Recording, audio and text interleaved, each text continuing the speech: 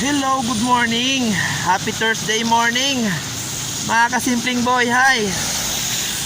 Maulan po ngayon. Maulan ngayong morning.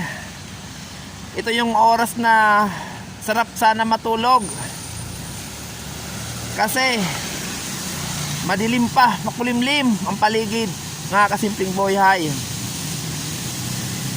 Mapapasin nyo, ang lakas ng ulan. Pero kailangan tayong gumising, bumangon para tayo magtrabaho. Kaya sa mga papasok ngayon, mga papasok sa trabaho, sa eskwela, magdala kayo ng panangga sa ulan. Magdala kayo ng kapote, payong, mga kasimpleng boy, hi. Kasi sobrang lakas talaga ng ulan ngayon.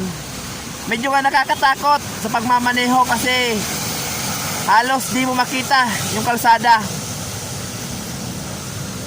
Kaya dahan-dahan lang tayo sa pagmamaneho, lalo na sa may mga sasakyan.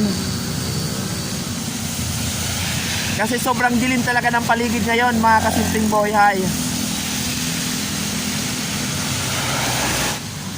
Kailangan natin magtrabaho para sa pamilya.